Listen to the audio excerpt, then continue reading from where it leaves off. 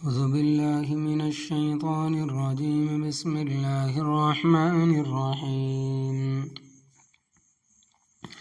ليس لك من الأمر شيء أو يتوب عليهم أو يعذبهم فإنهم ظالمون ولله ما في السماوات وما في الأرض يغفر لمن يشاء ويعذب من يشاء والله غفور رحيم يا أيها الذين آمنوا لا تأكلوا الربا أضعافا مضاعفة واتقوا الله لعلكم تفلحون واتقوا النار التي أعدت للكافرين وأطيعوا الله والرسول لعلكم ترحمون وسارعوا إلى مغفرة من ربكم وجنة عرضها السماوات والأرض أعدت للمتقين الذين ينفقون في السراء والضراء والكاظمين الغيظ والعافين عن الناس والله يحب المحسنين. لفظی ترجمہ لیس لک من الامر شیء، نہیں ہے تیرے لیے اس معاملے میں کچھ بھی، او یتوب علیہم او یعذبہم، یا تو اللہ تبارک و تعالی ان پر رجوع فرمائے یا ان کو سزا دے، فإنہم ظالمون، پس بے شک وہ فی الحال ظالم ہیں، وللہ ما فی السماوات، اور اللہ تبارک و تعالی ہی کے واسطے ہے جو کچھ کے آسمانوں میں ہے، وما فی الارض، اور جو کچھ زمین میں ہے، یغفر لمن یشاء، بخشے گا جس کو چاہے گا، ویعذب من یشاء، اور سزا دے گا جس کو چاہے گا، واللہ غفور الرحیم، اور اللہ تبارک و تعالی بخشنے والا مہربان ہے۔ یا ایھا الذین آمنوا، اے وہ لوگو جو ایمان لائے ہو، لا تأکلوا الربا، نہ کھاؤ سود، اضعافا مضاعفا، دگنا چگنا کر کے، واتقوا اللہ، اور ڈرو اللہ تبارک و تعالیٰ سے، لعلکم تفلحون، کہ تم فلاح پاؤ، کہ تم کامیاب ہو جاؤ، واتقوا النار، اور بچو تم آگ سے، التی اعدت للکافرین، وہ آگ جو تیار کی گئی ہے کافروں کے لیے، نافرمانوں کے لیے، مشرکوں کے لیے، وَأَطِيعُوا اللَّهَ وَالرَّسُولَ، اور اطاعت کرو اللہ اور رسول صلی اللہ علیہ وسلم کی، لعلکم ترحمون، تاکہ تم پر رحمت نازل کی جائے، وسارعوا، اور جلدی کرو، الی مغفرت حاصل کرنے کی طرف، من ربکم، اپنے رب کی طرف سے، وجنت، اور جنت کی طرف جلدی کرو، عرضها السماوات والارض، جس کا عرض آسمانوں اور زمین جیسا ہے، جس کی چوڑائی اور لمبائی آسمانوں اور زمین جیسا ہے، اعدت للمتقین، تیار کی گئی ہے پرہیزگاروں کے لیے، تقوی اختیار کرنے والوں کے لیے،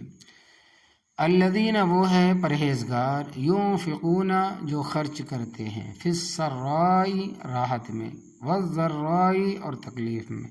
والکاظمین، اور پی جاتے ہیں، الغیظ، غصہ، والعافین عن الناس، اور معاف کرتے ہیں لوگوں کو، واللہ یحب المحسنین، اور اللہ تبارک و تعالی محبت کرتا ہے نیکی کرنے والوں کے ساتھ۔ تو اب سنیے کہ پچھلی آیت میں پہلے غزوہ احد کا ذکر تھا، پھر غزوہ بدر کا ذکر ہوا، اب پھر غزوہ احد کا ذکر ہے۔ غزوہ احد میں جب حضرت صلی اللہ علیہ وسلم کا دندان مبارک شہید ہوا اور چہرہ اقدس زخمی ہوا،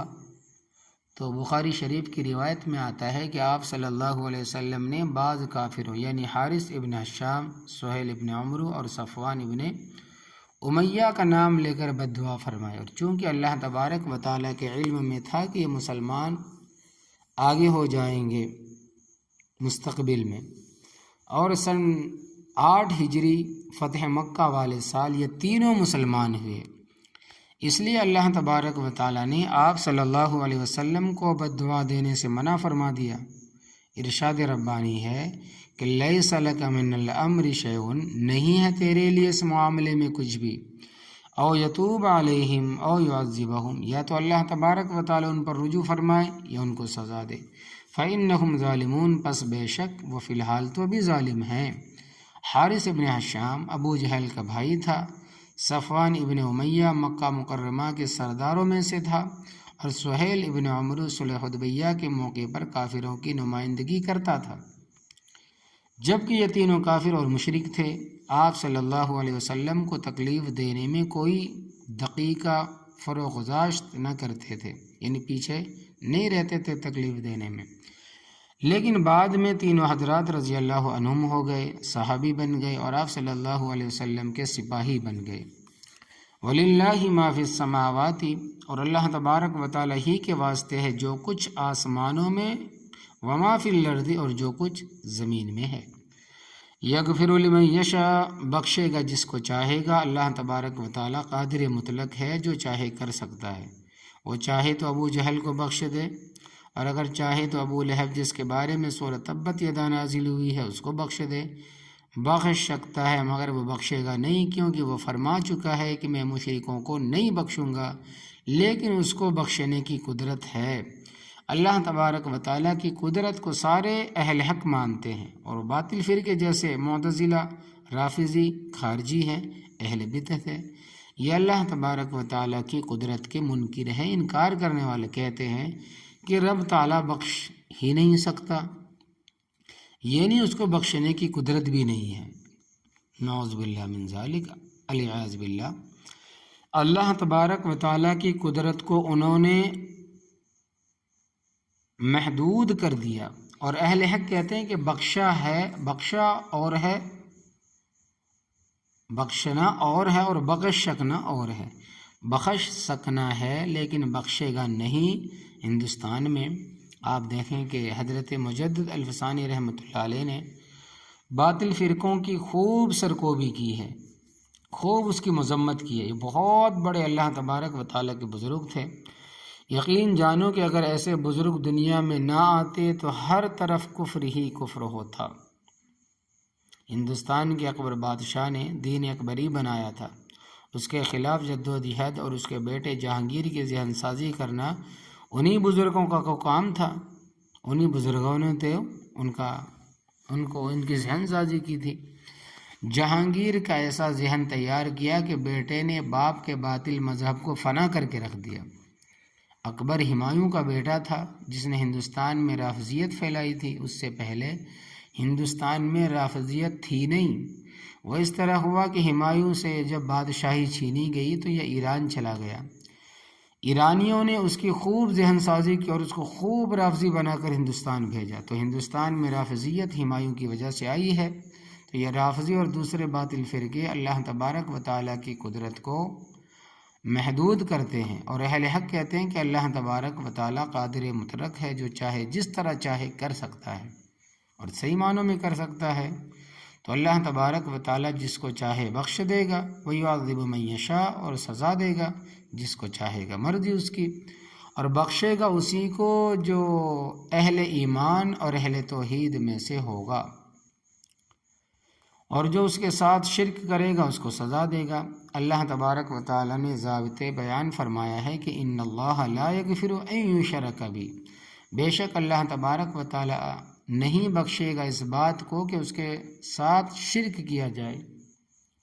وَيَغْفِرُ مَا دُونَ ذَلِكَ لِمَن يَشَاءُ، پارے 5، اور بخش دے گا اس کے سوا جس کو چاہے گا، اور اللہ تبارک و تعالیٰ کا اٹل فیصلہ ہے۔ إِنَّهُ مَن يُشْرِكْ بِاللَّهِ فَقَدْ حَرَّمَ اللَّهُ عَلَيْهِ الْجَنَّةَ، بے شک جس نے اللہ تبارک و تعالیٰ کے ساتھ شرک کیا پس تحقیق اس پر اللہ تبارک و تعالیٰ نے جنت کو حرام کر دی ہے۔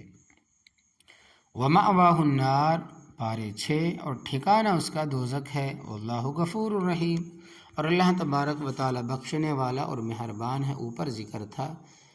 ان تصبروا وتتقوا لا يضركم كيدهم شيئا، کہ اے مسلمانوں اگر تم صبر کرو گے اور تقوی اختیار کرو گے تو کافروں کی تدبیر تمہارا کچھ بگاڑ نہیں سکتی۔ اور تقوی میں سب سے اہم چیز عقل حلال ہے، اور کئی مرتبہ سن چکے ہو کہ اگر آدمی ایک لقمہ حرام کا کھائے تو 40 دن اور 40 راتیں اس کی دعائیں قبول نہیں ہوتی، یعنی دعا کی قبولیت سے محروم ہو جاتا ہے۔ اور ابو داؤد شریف کی روایت کا حوالہ بھی کئی دفعہ سن چکے ہو، اگر کسی شخص کے جسم پر کرتا ہے جس کی مالیت 10 درہم ہے اور اس میں 9 درہم حلال کے ہیں اور 1 درہم حرام کا ہے، تو جب تک اس کے جسم پر یہ کپڑا رہے گا اس وقت تک اس کی نماز بھی نہیں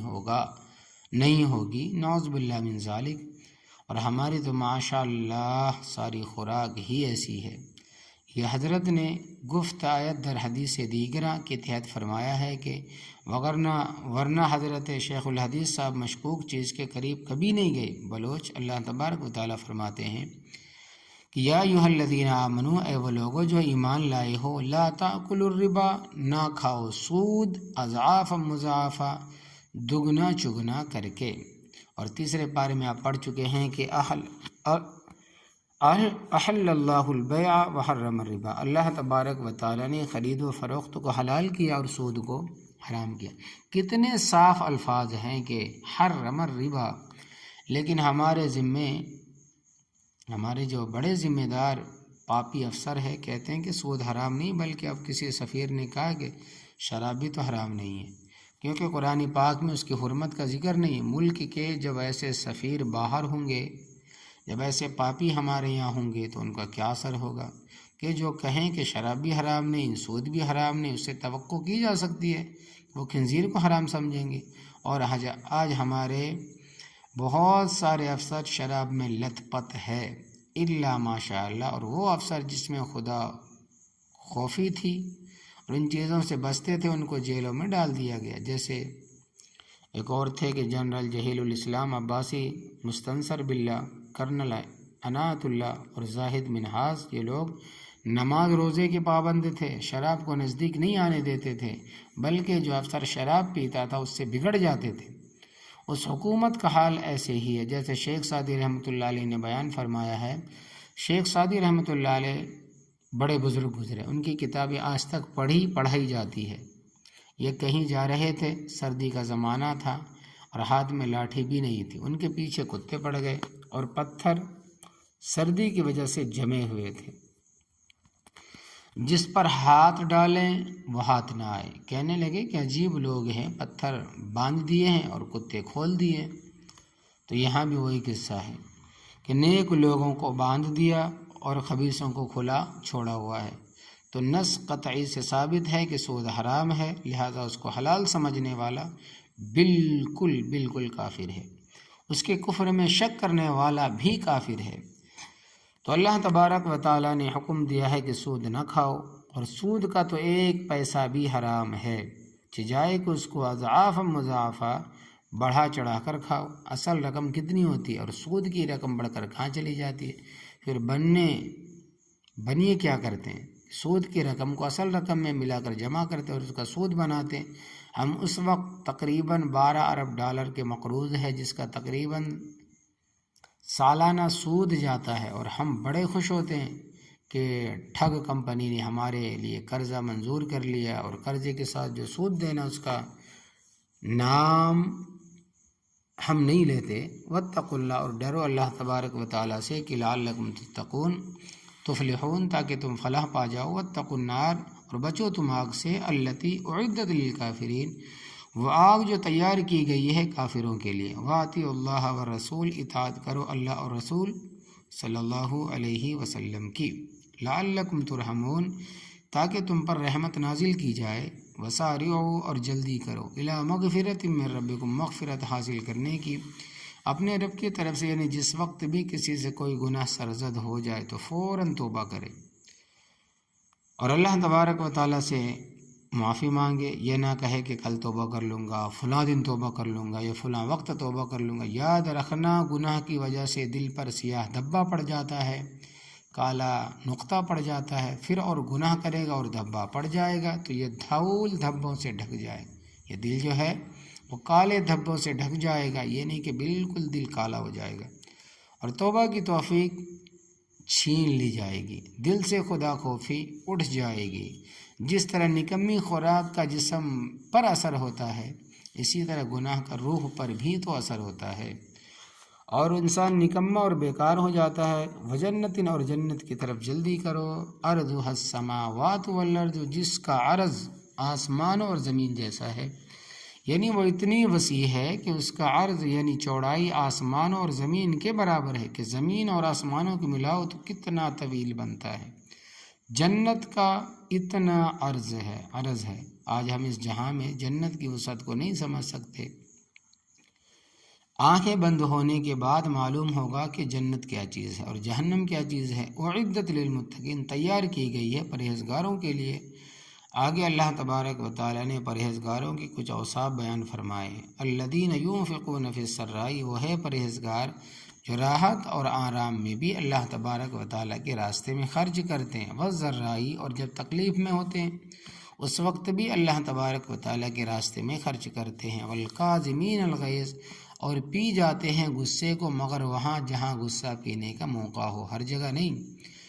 اللہ تبارک و تعالیٰ نے مسلمانوں کی صفت بیان فرمائی کہ اشداء علی الکفار رحماء بینہم، کافروں پر سخت ہے اور آپس میں مہربان ہے،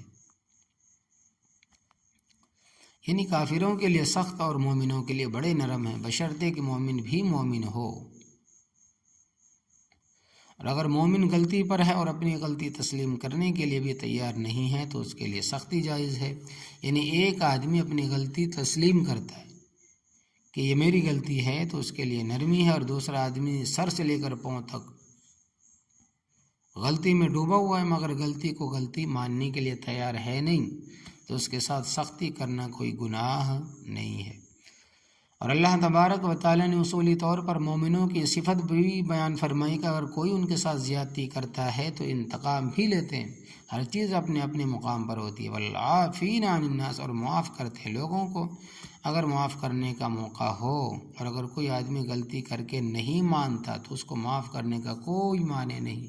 تو یہ اللہ تبارک و تعالیٰ نے مومنوں کی صفتیں بیان فرمائی، یعنی مالی طور پر خرچ کرنے والے ہیں اور عملی طور پر غصہ پینے والے۔ تو جب ان میں یہ خوبیاں ہوں گی، واللہ یحب المحسنین،